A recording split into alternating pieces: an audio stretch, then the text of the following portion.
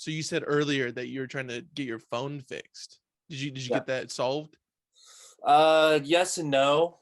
I have a newer iPhone and I have a purple line on it from who knows what, and I went to go see if I could get it fixed. And when I went there, they said it's going to be around $350 to replace the screen. So looks like I'm gonna have to Perfect. deal with a purple line. Yeah. I mean, it makes it really stand out though, no? It makes me not want to be on my phone, which is great. Fantastic. Yeah. What was the first cell phone that you had, if you could recall? Oh man, like those Nokia candy bar bricks that had like caterpillar on it and stuff. Right, right, right. It was like a hand me down from my dad. I loved it. Would you ever go back to it? You know, it is pretty tempting to go back to like a old school phone. I think the texting aspect of it might be the thing that, isn't selling me for 100% on it, but the simplicity of those phones I definitely miss, you know. Right. There's the limit that you Yeah, have on it. You so can't. it's good to have limits, Yeah. especially with something that's in your pocket all the time. Right. Constantly. Yeah. Yeah. So, I mean, they do have those new phones that I've seen where they're a little best of both worlds, where, it's like the Kindle screen, it's like black and gray, nothing fancy. You can like go and there's like a maps app.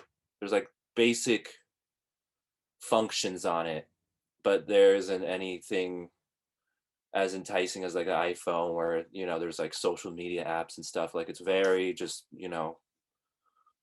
phone call, Yeah. Plain. texting, maps, and like that's all it offers. Those Right. are pretty cool, but Yeah. I'm looking at a jitterbug right now, so we'll see. I don't Might even know what switch that over to is.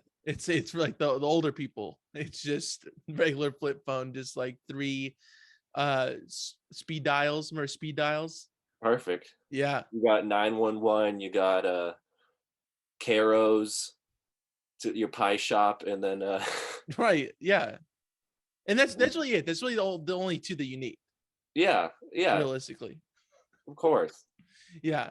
I mean, so I'm so glad that you came on to discuss phones. I mean, this is the crux of this interview, is just talking about cell phones. Well, I'm glad we're getting away from the political stance, so anything to do that. Yeah, that's not this podcast. This is the cell phone podcast. But Perfect. where are you from? I'm from California, Southern California. Okay. Still live Orange here. County or LA? Specifically Orange County, yeah. Laguna Beach, Very nice. Very nice. LBHS graduate. Woo! Class of what? 2010. All right. Very good. That's a good year Yeah, for it was a graduating weird year class. because I remember like all the school rallies and stuff were like people being like, oh 07, oh 07, oh 09. And then ours was like 10, 10. Just, didn't have a ring to it.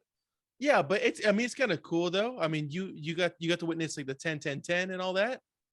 That's true. It's pretty Didn't good. really make an impact, so I can't remember anything special about it, but that did happen. Yeah. So what were you doing for fun as a kid? I liked skateboard. I did a lot of skateboarding as a kid. What on now? No, I keep it pretty mellow now. Skateboarding is very you injure yourself a lot, so not looking to get injured for any reason, and I don't need to be. Oh yeah, Um, all right. I understand that. I do. Would you consider yourself a good skater, or you could just get by, or what? it's all right.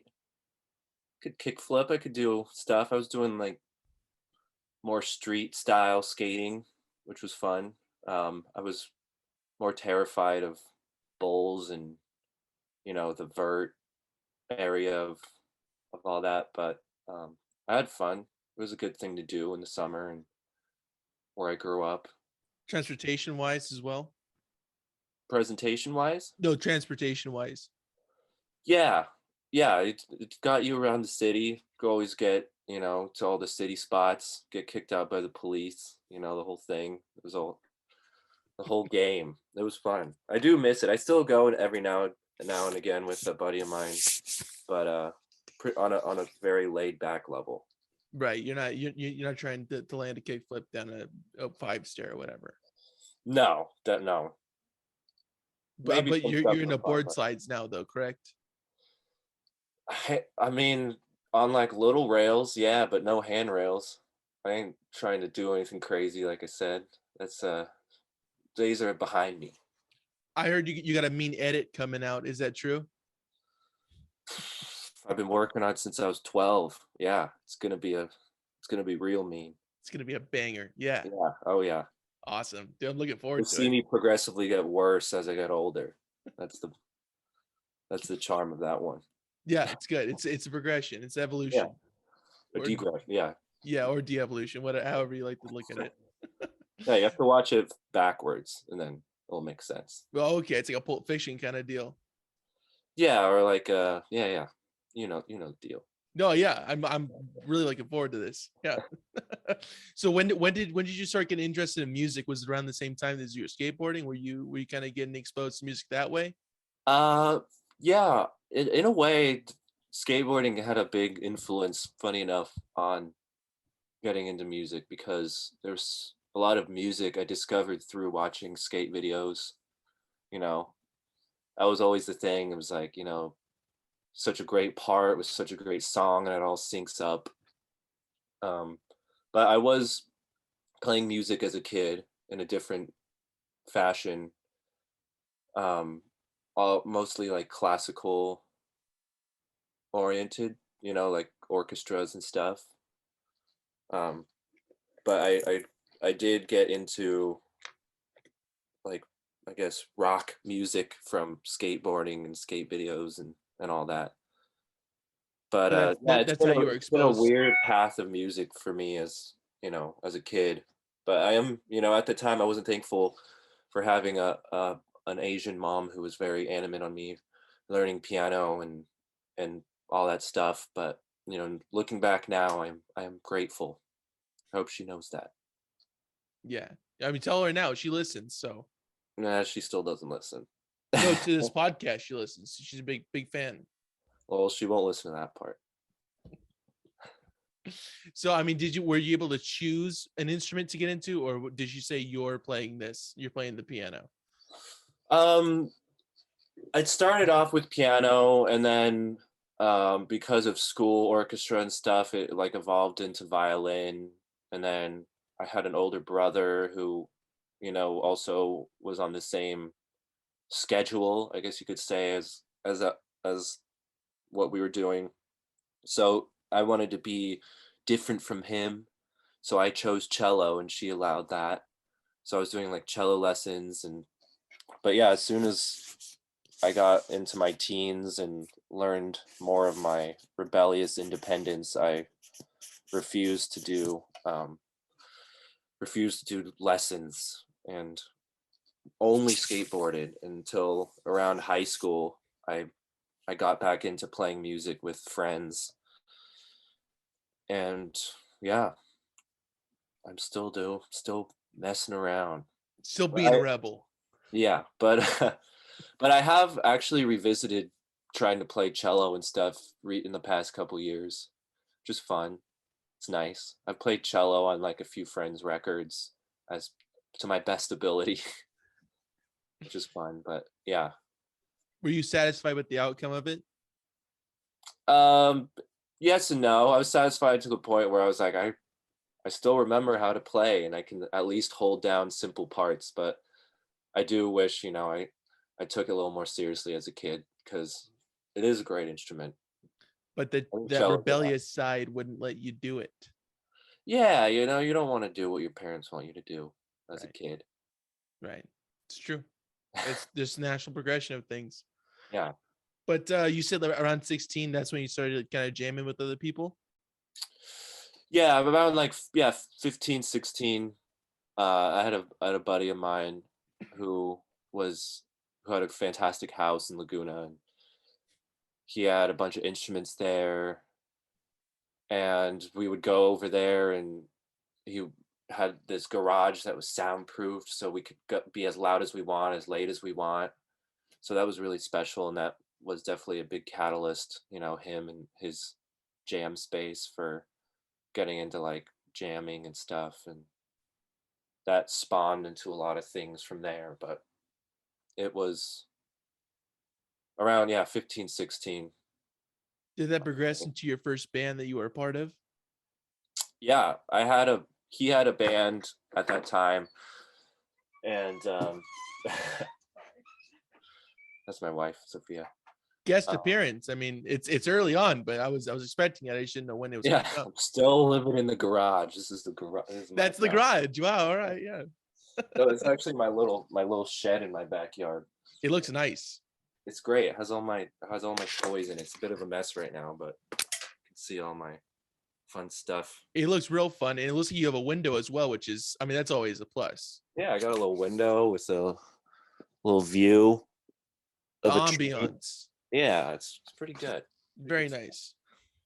Um, sorry, I don't remember what we were talking about now. We're talking about your first experience with jamming with other people in your friend's garage, soundproofed.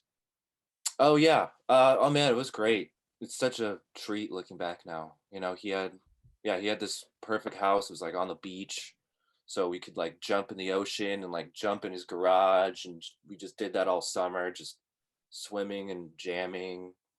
Oh, that's awesome. Favorite thing was like having the lights out. And we would hotbox the place, and we would just play music forever. Um, but yeah, he had a band that I ended up joining, playing bass on. Um, and then that band was it was his band was Seashells. She Sells Seashells. It's kind of like a garagey band. And Tongue then twister. yeah, still can't say it. But he ended up going to college, and then the drummer in that band, his name's Justin Martinez, old best friend of mine. But yeah, him and I were kind of just like, well, we should still play music together. We were both really into like 70s prog rock, and like kept sharing records back and forth. And him and I started Mr. Elevator together, and we were just still kind of grounded in our jammy roots, so we were just like a fun jam band for a while. And we didn't really end up taking that project seriously until he actually had to move back to Northern California, where he's from, because he had a kid and he needed some help raising his kid. But yeah, it all stemmed from that whole life of that house in Laguna and playing music together and stuff. I mean, that's awesome. So, I mean, how long was the duration between just like kind of jamming and then the early formation of Mr. Elevator?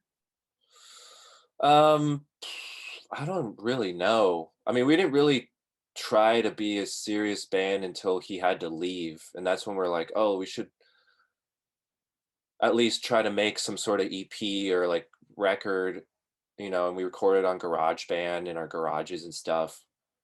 Garage band in the garage. I mean, come on. Yeah, we were keeping it real by the books. Winning combo.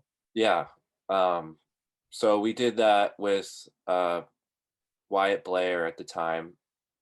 He was playing bass. Good guy. And, Yeah. yeah. Yeah. And we were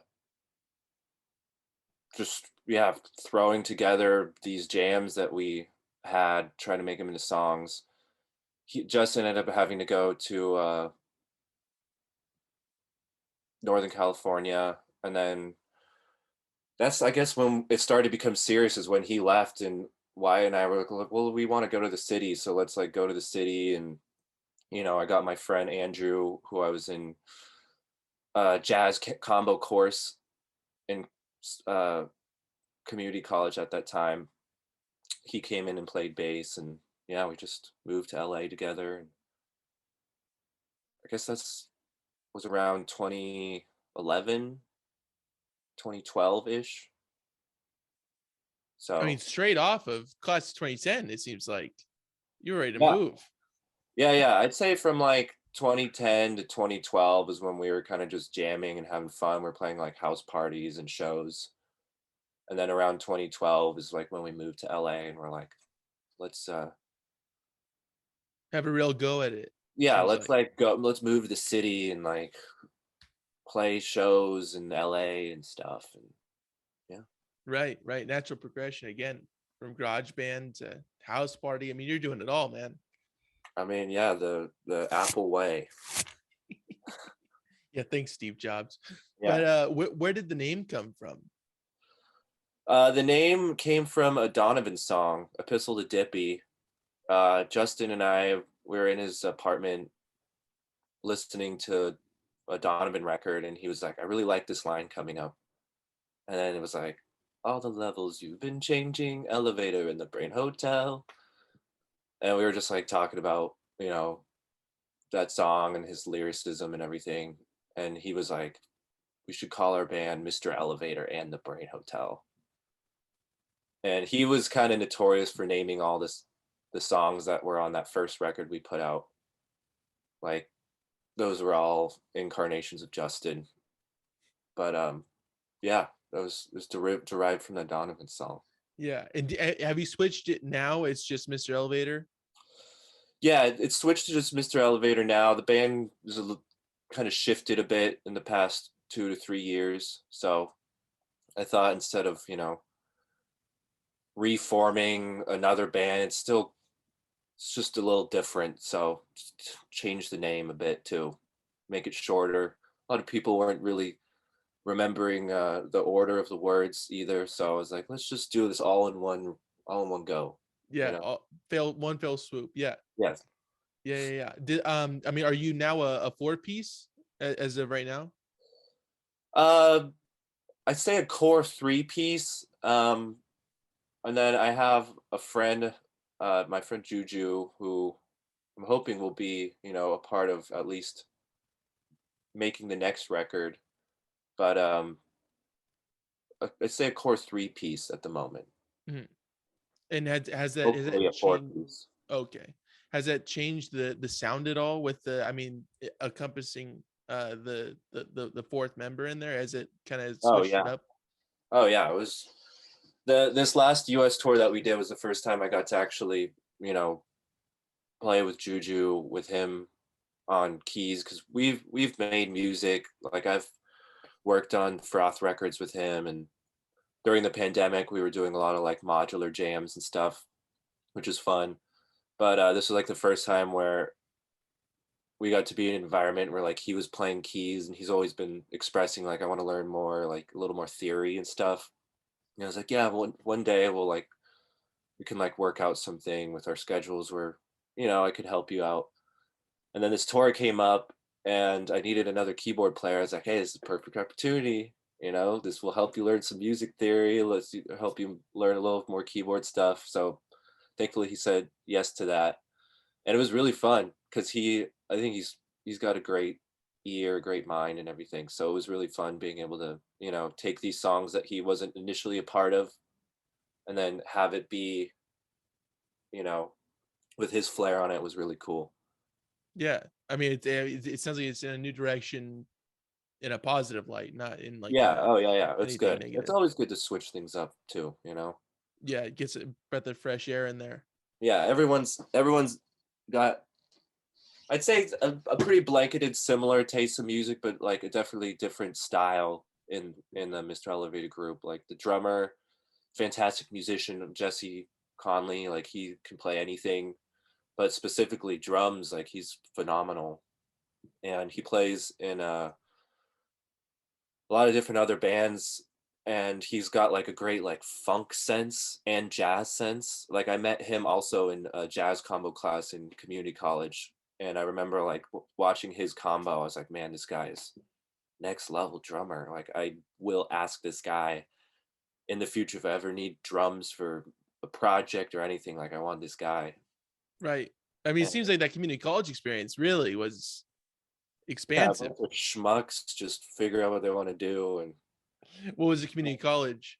yeah, but so yeah, he's great, but yeah, he has like a whole different music taste, and yeah, he's like got such great funk jazz elements to him. And then, Johnny, who plays bass and sings, he's also has his own flair of music. So it's great. I mean, that's what not I mean, not to state the obvious, but what's great about bands is that you get these people who are just so different to throw in on something collectively. It's cool. Right. Yeah. Lot of different elements Yeah, contributing to the same thing. Yeah. Very important. yeah. Definitely. But how'd you end up joining DOCs? How did that come about? That was, I can't even think of the year right now that happened, but I Mr. love those Elevator. years, Thomas. I love those years. I like to pinpoint this. Well, I can't think of it. It was sometime after 2010. I can tell you that. Okay. All right. So Uh, after graduating class, 2010. but yeah, we were on Mr. Elevator was on a US tour, and we were playing one of the last shows at Death by Audio, New York. And I think it was the last Death by Audio show. We got the slot to open for the OCs for that show. And I don't think I met John or Tim or Nick, who were in the band at that time, that night. But it was from that show playing together. John did reach out to me about like a year later, uh, seeing if I wanted to come by and work on one of the next OC's records, doing keyboards. It was actually the OCS Memory of a Cut Off Head record. He was doing that all at his house, and he's like, it's, it'll be really mellow. It'll be all in my studio at home. And, we're kind of in the early phases, kind of figuring out where and what should be on these songs. So it'll be great for you to just come by and like, you can listen to it, and we'll set you up with some keyboards and we'll see what happens. But yeah, it was from that. I worked on the OCS record, which we ended up doing a few live shows with that band who played on that record, which was really nice. It was really cool because it was quiet, and there was like a little string trio. It was awesome. Right there. I think there's footage of it on YouTube. I think I did see that there's like some flute as well. Some violins and whatnot incorporated. There wasn't any flutes, but yeah, there was violin, viola, cello, um, and then like John had Heidi and I think another, or maybe it was just Heidi, but like, so there's like backup vocals. Bridget was there doing vocals. And And you were on cello, obviously, no, crushing it. I was on if only I didn't say no. But yeah, that was really special. But yeah, that was kind of like the first show I did with John. And then from there, he asked me to contribute to some more OC's records. And then I think the next record from that was Smote Reverser. Yeah, it was Smote Reverser. I went out to the studio and did keyboards for that record. And then after that record is when he asked me if I wanted to play and join the live band. And then yeah. And then how was that? Ever since. Yeah, I mean, and then that just kind of parlayed into where you are now. Pretty much, yeah. Yeah, that's awesome. Everything just seems like a smooth transition to you, Thomas. You're just cruising by, and everything just comes up. Yeah, I feel very blessed. To be honest, it's been just everything seems really fortunate. I mean, just to even like grow up in California in general, I feel like California has had some sort of spotlight on it in terms of like music, like you go to Europe and everything, like a lot of people know about what's happening in like LA and Southern California. And I feel lucky that I've just happened to grow up here, and the closest city was LA. So, it all has been really fortunate. But yeah, it's been a real treat, meeting all these people that I've been able to work with, and it's great.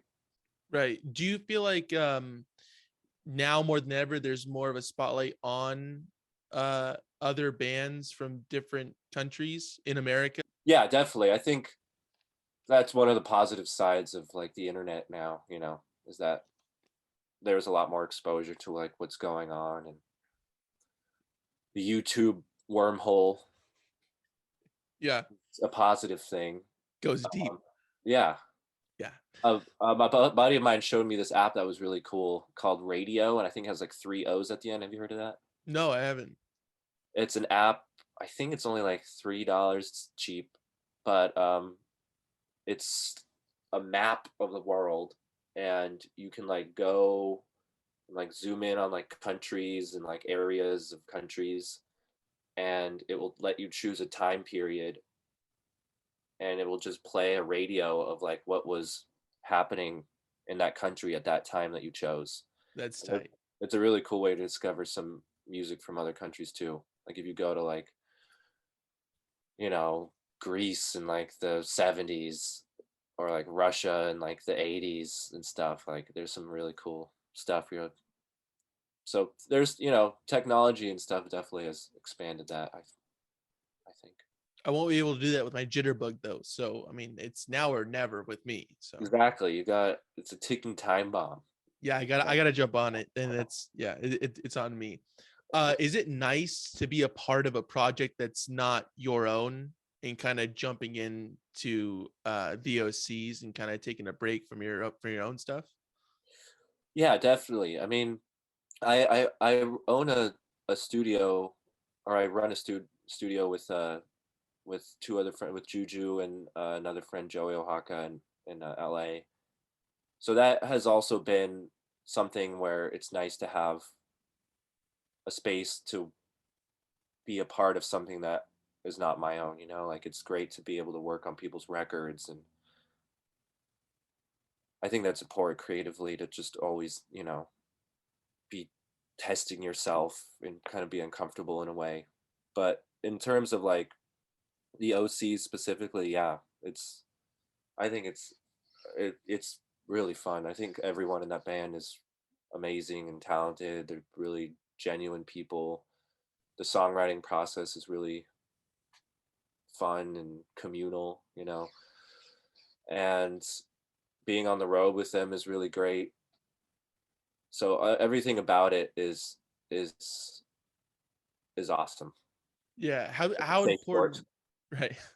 How important is the communal aspect of a band to you? It's very important. I think uh it's a, maybe a hard thing for some people to get into, but I think a very communal run band is a very healthy band, you know. Like, and it's good to have the transparency and just like the, I don't know, Collaborative aspect of on we're all all, it's a levels, unit. Yeah. Like that's what's really going to make something last a while, you know. Right. But And it is good. I do enjoy working with people on music all the time. So I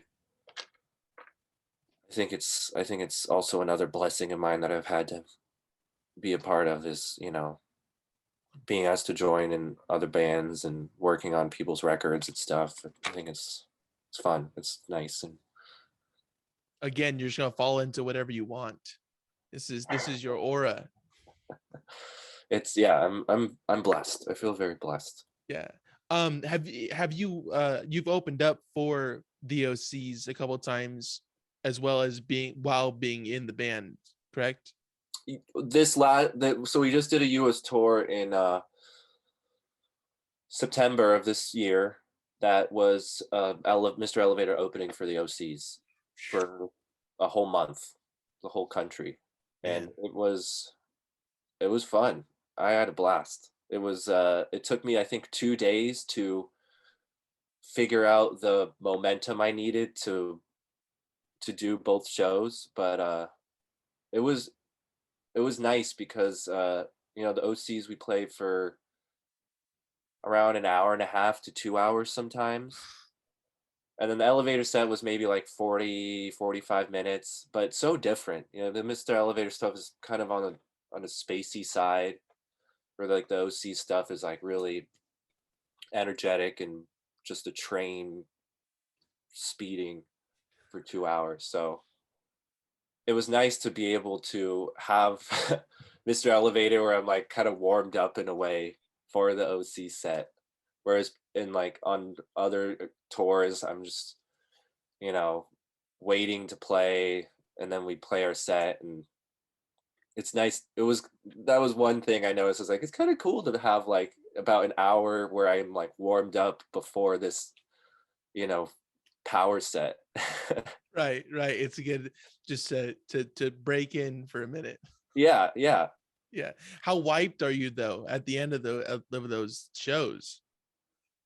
Uh, Not as wiped as I thought, because it was, you know, double loading in and loading out, and double setting up and setting down and stuff. But I have it pretty easy, I have to say, in the OCs, where everyone is just wrecked after the set, you know, physically. There's just they're everyone else besides me is has to exert themselves so much, where I'm just standing and playing keyboard. So Right.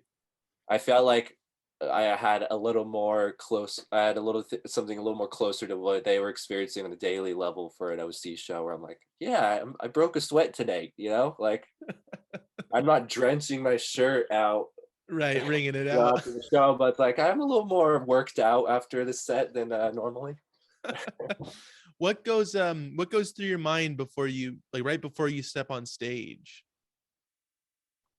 Um, for which band, or In just in any general? aspect, like right before, whether it be for Mr. Elevator or the OCs, or if you're just stepping in for a friend's band or something like that. Like what's like kind of like the last thing you're thinking about before you step on that stage? With OCs, I'm like excited. I have a lot of fun with that, with those sets. You know, there's a lot of improvisation like weaved into the OCs, which is, you know, which is a treat, because there's a lot of touring, and it never gets old. You know, like the sets are always fun, and there's never like a dull moment.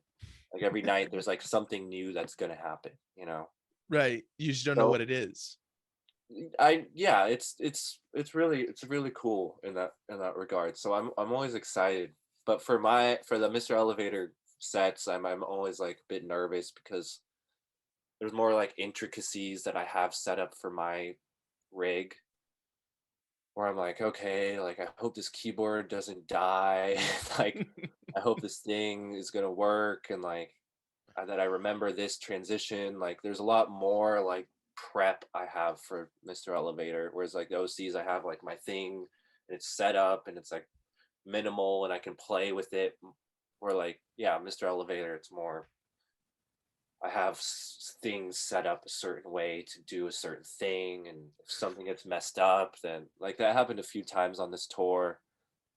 We played it was actually the second night of the tour. We played 3 nights at the chapel in San Francisco, and I can't remember if it's the second or third night, but one of my power cables for my synth was just like cut, like someone cut it.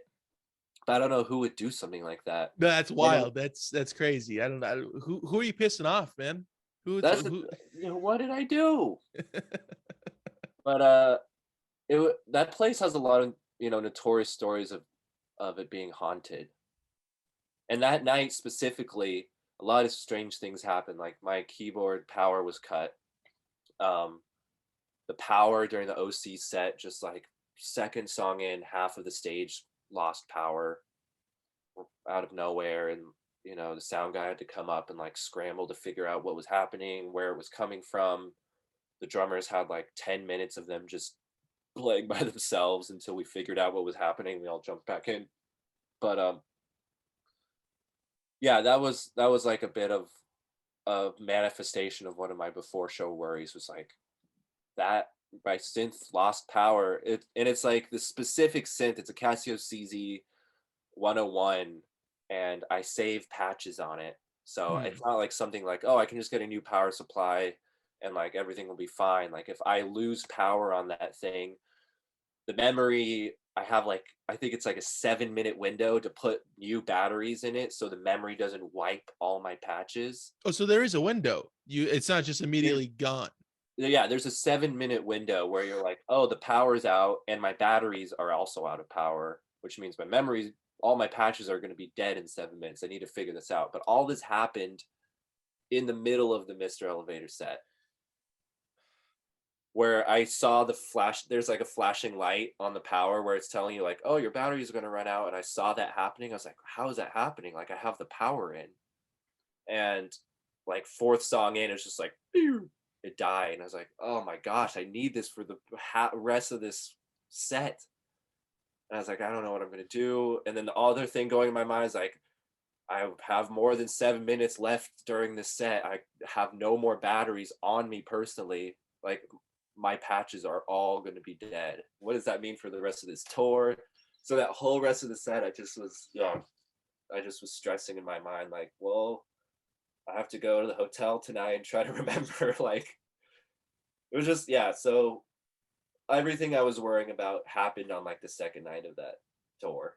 It got out of the way. But how'd you fix it though? Were you able to save it? Miraculously, to the lords of synth in the universe, my patches stayed on that synth. I didn't have to reprogram anything. But yeah, I did notice that my power cable was cut. So I figured that was the first root of my problem, was like, I need to get a new power supply. So that eliminated like the rest of my worries of the tour. Was like, well, do I just don't have to only rely on batteries? Was it something to do with like the actual plug inside the synth? I can't get this repaired right now. So got the power supply, that was fine. Got new batteries, turned on the synth, all my patches were still there, which was great. But we had a big drive from San Francisco to Portland. So there was like about a day or two of just prepping on what I was going to do. I actually brought, it's actually right above me, but I brought up a backup synth in case that synth were to die. And in the car, I had to like program all these places on this like Yamaha synth where it's like, okay, this song, like this slider needs to be here and there and there and there. So I had something prepped as a backup, but it was Still though, I mean, that's just so much work. That's wow. just ridiculous. Yeah, So, but I mean, but you got everything out of the way second night, right? yeah, all that, it ended up being fine for the whole rest of the tour, thank God. I mean, that's good to hear. Yeah. Yeah. But, yeah. You spoke earlier about improvisation within the OCs. Do you leave yourself a little bit of room to move around in within songs of your own, or is it kind of just straight laced, kind of just stick to the books? Now, not so much. I think I put on like a different mentality when I'm writing my own music, where I'm trying to like construct, some sort of form and like something else, which is nice. And in OCs where there is a lot of free form moments where it's like, yeah, you can be just whatever you want to be at that point of time in that song. But that was one positive thing on this last tour, especially with Juju, is that there was a song that we would kind of have at the end of our set. It's on our last record that we put out. It's called Compressor, and it's just like an instrumental, like boop, boop, boop, boop, boop, boop, boop, that we turned into a long form jam. So that was kind of one of the instances in Mr. Elevator where we could do something like that. And there's also in lieu to like having another member like Juju to kind of bounce off. I think that also helps to have an improv, where before as like a 3-piece, like the bass and drums, like, and I'm also kind of thinking like, oh, there needs to be something that like that's holding it down in a way on top of the rhythm section. But it was nice in a song like that, we had the sequencer programmed Juju had it going, and then he had another synth that was running off of that sequence that he was like manipulating, and then I got to like be in the middle of all that and like do things. So I think it just takes a little more planning and prepping, which I don't normally do, thinking in terms of songs for Mr. Elevator. Right. But that's the one key, and that's when you could do it with a fourth member. We were able to do that with the fourth member Right. stuff, which was I'm looking forward to in the future, incorporating more things like that. I mean, that's great. I mean, you obviously have a fun time with it, that you're kind of, there's all these moving parts and you're one of them, and it's kind of working out. Yeah, I enjoy music in those terms. I enjoy like jamming still. That's good. If you didn't, that would kind of suck. It's Well, like, I no, know I'm not into that. I know there's so many different types of ways to like make and play music, but I enjoy those parts of music, like the unknown, Right. Going out into the vast. Yeah. Yeah, and like communicating with people, like musically, like I like that. Like you throw yourselves in this like environment sonically, and you're it's it's just it's just an unknown factor that you're like swimming in with people, and it's things happen that you never would conceive of. Like you're not like sitting like thinking like, oh, I want this to happen. Like things just it's an interesting and it's a fun place, in my opinion, to be. And only you can appreciate it to the level that you do, because everything just comes together for you. That's just what happens. We've already established this. There's a lot of it, but not come together. But I think it's fun. Yeah, sounds like it, man. Definitely. Part of music. Was there a point that you realized that Mr. Elevator was starting to gain some traction? I don't even know if it is gaining traction still. But I enjoy it. I like to work on it when I can. It's been really busy lately, but so it's hard to maintain any sort of traction. But I have some things that some ideas and some free time in the next few months to maybe work on a new record. So I'm looking forward to that. Awesome. I mean, and your fans are too, I'll tell you that. Hell yeah, man. Yeah. Do you feel like you're on a different kind of trail, if you will, within music from, I mean, the first release, the Nico Inner Psychedelic Subconscious, to like the Drips and Drops? Is that the last one that's the latest release? Yeah, that was I actually did that in here during the pandemic. I mean, you got the window, the ambiance. We know it's there. That was the inspiration, that orange tree in the window. Oh yeah. But yeah, I would say that it's definitely changed a bit. Different influences, different people you meet, different instruments, getting into more of like the modular world of synthesizers has definitely influenced the path of what I'm creating. It's been fun in a selfish way. I've had a lot of fun, but for me it's been excellent. For everybody else, kind of difficult. Yeah, it's a little but no, it's it's definitely I'm excited for this next record because I have a lot of fun ideas I want to do, and I think everyone's in the group has also kind of grown a lot since this pandemic in a certain way. So I'm excited to get together with everyone, see what happens. That's killer, man. That's really awesome. How do you feel like the months or weeks leading up to like a new record being released? Like, what is your mindset through that point of like, it's finally coming out, people are going to listen to it, Well, right now there's like a huge delay with vinyl pressing. I'm sure you've heard. Oh yeah.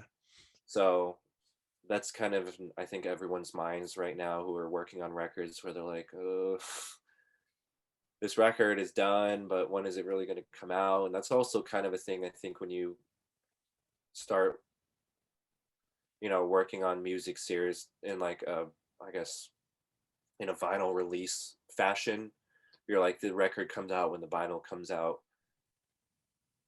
That's also another thing when you start thinking about when you're making records, where you're like, okay, this, by the time this is done, it still has to get, mastered, and then, get the proofs and then everything. So it's now with this happening, it's like it kind of throws a wrench on like what's going to happen when you are going to release a record. When is it really going to come out? When is it done? Like, so I think that's going to be interesting, and probably pose a different way for how people are going to start releasing music. Like, maybe it's going to come out strictly online, so that things can just keep rolling, and then the vinyl comes out later. You get some sort of pre-order certificate that you're going to get it when it's ready in 7 months. Hey, it's Yeah. coming. Like Yeah. your number whatever in line. Yeah. Yeah, we can't wait a year for this record that's done. Does it help Let's take it easy. solidify like it's actually done when you're holding like a tangible object in your hand, saying like, okay, this is the record, it's finished? Like, does it help kind of implant that For it's me, really it's kind out? of like when the masters are approved, when you're like, this is it. Like that. For me personally, that's when I'm like, okay, that record is done. Like, I don't have to work on this really anymore. Like, everything else is just like, okay, we're gonna finalize the artwork and all that stuff, the release date and all that stuff. Is just, I feel like, after steps. But for me, when the masters are in, I'm like, the record is done.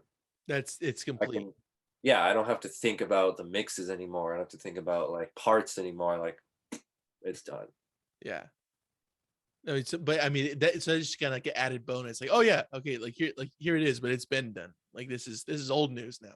Yeah, it is something personally that I find kind of hard to accept sometimes. Like, having like the miss that Goodbye Blue Sky record maybe was about a year and a half of off and on making. So that was tough for me at a point to be like, where to stop adding songs and save for another record, or you know what I mean? Like, Where do you draw the line? where it helped, where I was like, this record is done. The mixes are done. I got it mastered. Now I feel like I can work on these other ideas, and like, I can separate that from everything. Right. Yeah, it seems like it's a hard thing to get. There's a finite, like, this is it, cut off, it's Yeah. done, and then everything else is pushed back to the reserve and brought up in another album or project or Yeah. whatever, Which is, jam even. yeah, which helps when you're working on with people and stuff, like, to get like feedback, like, this is good, this is done, let's move on, blah blah blah. Like, that's important, because otherwise you could just be like, I could still be working on everything I have released already, still, if I could, like, I could still be tweaking it, adding things and taking things out. Be Taylor Swift, put out a new album of re-released songs. Hey, if we're talking about the problem of where the vinyl shortage is coming from. All right, I don't want to get in trouble with the yeah, I did hear that though. So thanks, Taylor. Yep. Yeah. Not being so swift. Yeah. Is there a band that has played a significant role in your music taste that people would be kind of shocked to hear has played a significant role in how you view and make music? Uh, I don't know, really. Um, I can't I'd say say. Can. I think Can would be one that would blow Can people is, away. yeah, I love Can. Can is made a lot of great things, and even like the solo works of Holger, Suke, and stuff after Can, and I get I think things might be pretty obvious of what I like. That's all right. That's good. I mean, But if it's obvious, it's out there. but yeah, Public definitely. knowledge. I guess to shine a light on what I've really enjoyed listening to in the past couple years, the whole uh German music evolution that was happening in like the 70s into the 80s. Uh, all the electronic music that was happening in Japan around like the late 70s, 80s, and yeah, there's just I guess the way the synthesizer influenced music and songwriting when it came out is really interesting, like working with like sequencers and then like samplers coming out, and I is I I love that whole area of like rock and pop getting like funneled into this like new wave of how music is conceived and approached, and that personally is something that's been fun getting into like modular synthesizers and stuff, was the the difference of how you approach making music. Like for me, like I always have a song idea in my head that I like do a voice memo on my phone that I'll like revisit later and like try to stack and be like, I have this, everything's like kind of a little bit conceptualized, where it's like, with like the modular world, it's all foreign, like learning about synthesis and like what things do to each other, and like experimenting with like, well, what happens with like this is being fed into this thing, like what does that sound like? And that's been fun for me personally. So I've enjoyed that whole period between like this late 60s to like the 80s of like how technology impacted music. You like to explore. That's what I've learned. It's fun. You just like to Yeah, that's delve fun deep into it. it's yeah, I think it's fun. No, it's Good awesome. time. Yeah, when you find something, it's like, oh, this goes way deeper than I thought it would. And Yeah, just totally.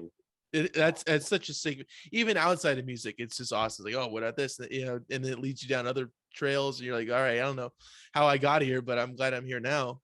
That kind of Yeah. thing. Or maybe you're not.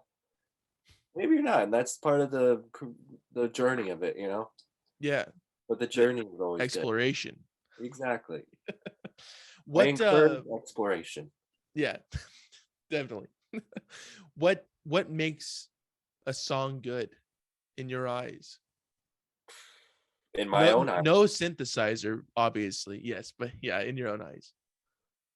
Um, Something that can captivate you, something that kind of, yeah, just captivates you out of your own present moment, is a song that I enjoy, Mhm. a song that I like. Yeah. I think that's one of the, main things about art and music, is something that can like transform you a bit, whether it be like in the present moment or forever, like something, or some like it impacts you. It And changes you you a bit. carry it. Yeah, Yeah, you absolutely. carry it, or yeah, it elevates you at the moment, like that. I think that's the magic of it. Yeah. It's the alchemy of music, you know. So You get it can be like pop music, I think all genres of music do that. mhm. So yeah, anything that really captivates you and brings you out of yourself, I think is a beautiful and genius song. Yeah. What is a state or country that you visited on tour that really sticks out to you? Uh, hmm. This last tour we did was in Europe, and it was nice going to the Basque country in France, the south of France. I've never been there before, but it was really beautiful. We didn't unfortunately have too much time to really see much, but just the drive and like seeing the landscape of like a sheep grazing on a green hill and like the ocean on the other side was really cool. Um, yeah, the south of France is beautiful. That really stuck out to me on this last trip. It's rad. That is really cool. Is there a specific show that stands out to you out of, I mean, countless amount of shows that you've played? Is there one that really like just that you're still falls into your mind sometimes? Um, it's been weird because with the whole pandemic, I feel like my mind's been wiped a little bit. But as of these last tours, we got to tour with the Bridget Dawson and the Mothers Network, and those each show was phenomenal. You know, it's just so good. The whole set is kind of this like loose, like feather that's just like slowly falling from like the start and finish of the set, and it's like chaotic but like calm. And the stuff she's doing right now is really really fantastic. Great band and obviously great artist. I mean, Yeah, yeah, super terrific stuff that what she's doing. yeah, man. Per usual, though. I mean, this is not new news, you know. No, yeah, but it's good news. But yeah, that was a treat. We played with this band in the south of France called La Jungle, like La Jungle, I guess would be like a phonetic way that you could spell it out and look it up. But they were a treat. Our sound guy, and his name's Sam. He already knew of this band before, and the other dudes in the band have played with them before I joined the band, so they knew what was going to happen. But I was fresh meat to this show, and Sam, the sound guy, was like, "It's one of the best bands. Like they are so good." And he's like, "I remember when I first saw them, I didn't know anything about them or have any expectations." And he's like, "I'm after that first show I saw them, I was like, I'm a huge fan still." So I was getting all this talk. I was like, "All right, I'm excited to see this," and they were phenomenal. It's a two piece. They live in they're from Belgium, or they live in Belgium, but just one guy who switches between guitar and bass. He has like a whole pedal set up in front of him with like loop pedals and stuff, and then a drummer, insane drummer, and it's just, I guess the best way to put it's like organic techno. It's really cool. It's like the energy is insane. The the talent is insane, but like it's two guys and it's an amazing show. So And if no you one haven't cut heard the of that, I would cords or definitely anything, huh? No one cut the sound cords or nothing. Everything was kosher. no, yeah, they have good juju. Yeah, man. That sounds really cool. It's always cool to see just two people up on stage, usually guitar and drums, and then it's Yeah, usually pretty good. yeah. It was. It sounded a lot bigger than two people It's great for sure. filling that space. Oh man, it was. Yeah, highly recommend looking it up. Yeah. Well, I mean, I will do, and the viewers should too, but we'll see. We'll know. Me and Thomas will know if you looked them up or not. Some way. Yeah, we'll know. We'll get to the bottom of it. What are you most inspired to sit down and formulate a song from your voice memos, or an idea that you've had that you haven't really been able to formulate yet? Like is there like a time that you think, okay, like this is the time to kind of put all these things together? No, I wish I was as organized as that. No, it's kind of just whenever there is time, but it happens sometimes, and I like will go back and look and be like, oh man, that totally could have been a part of this album or something. I overlooked some things for some reason, but Yeah, just whenever there is time, I guess, is the short answer to that. All right, I would prefer a long one, but it's fine.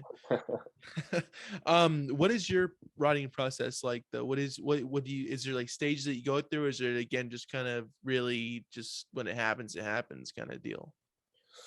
um yeah, I guess it is, like I said previously, it's changed a bit now working with different instruments, but I guess it's all based on the confluence of like a song idea in my head, or like an instrument that I'm playing at the moment sometimes can be inspiring in a way where, like, just keyword of this interview, explore, uh exploring sounds will Perfect. will be a big catalyst for, writing songs and like working on something new. Definitely. So it's just kind of, if you mostly, if you find, I mean, it doesn't always rely on that, but that's a heavy influence of it.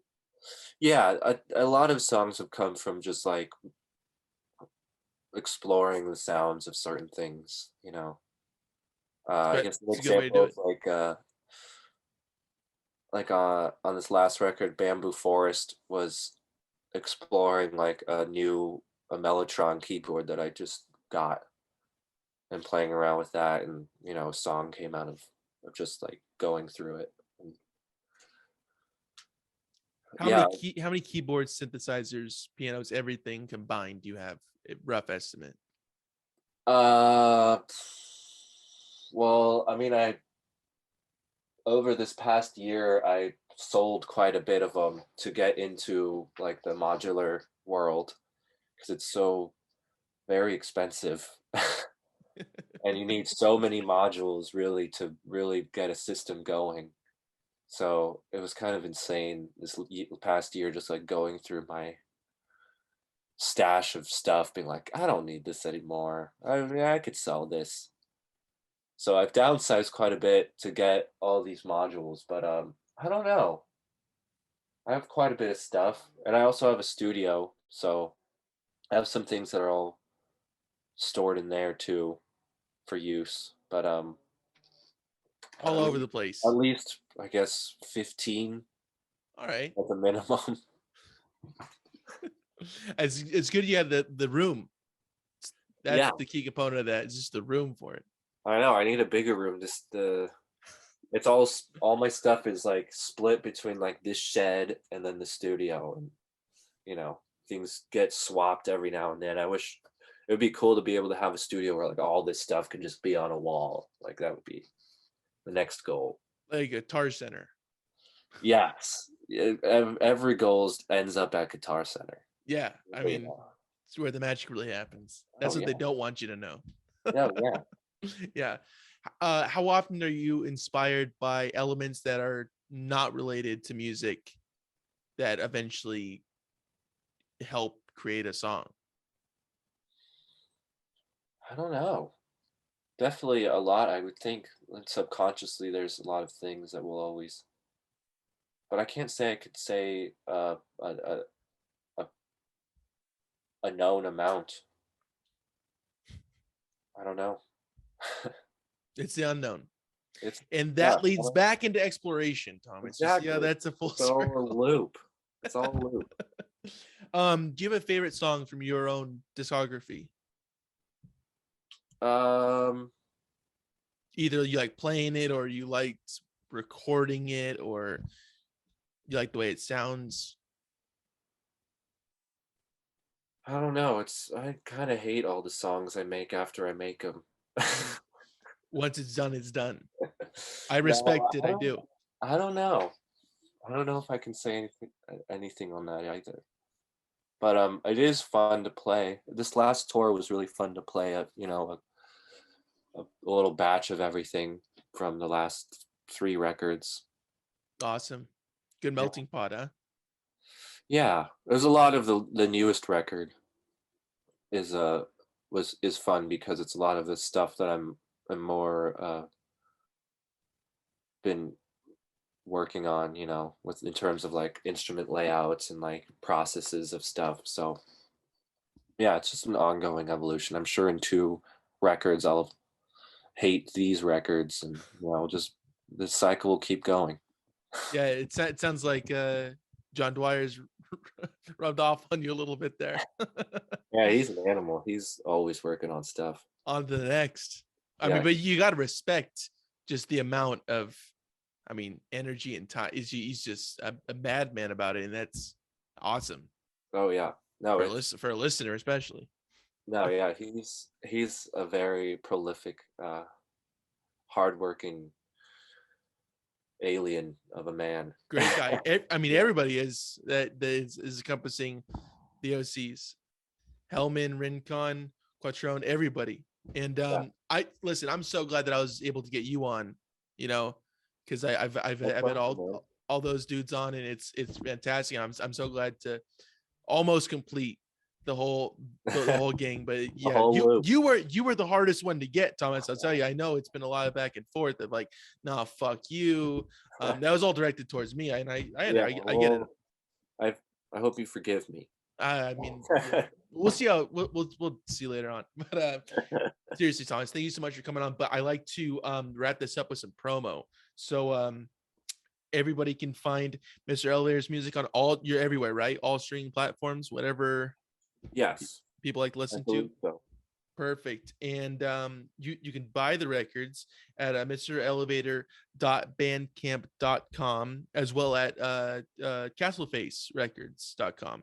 I believe that there's still some copies up there as we speak, but get them quick because it's selling. Because you're making like $1 million off this record, right? Just in the past year. Yeah, good. And the Spotify raps are coming out. I mean, that always plays real well. SoundCloud raps. They're still on SoundCloud. Oh, good. Okay. Yeah. I mean, that's where I am. I don't Yeah. talk shit. I love SoundCloud. And people could stay up to date with you by Instagram. Is that the best place to kind of know when you're coming to their town? I'm not the best at Instagram, but yes, that is the place. And that's Mr. Elevator on Instagram. Mr. Elevator. Now, there's also a studio from the recording studio. It's called Record Studio 22. Is the recording studio Instagram, where it's every now and then will be a post, an update of what's being worked on there. And awesome. That's fucking perfect. So be sure to check that out. Thomas, thank you so much. Is there anything else that we missed that you gotta plug before we cut you loose here? Not sorry.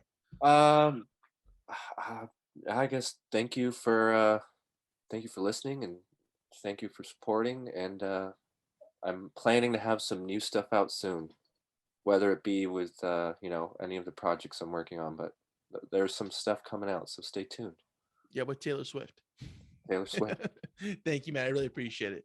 Hey, thank you, man.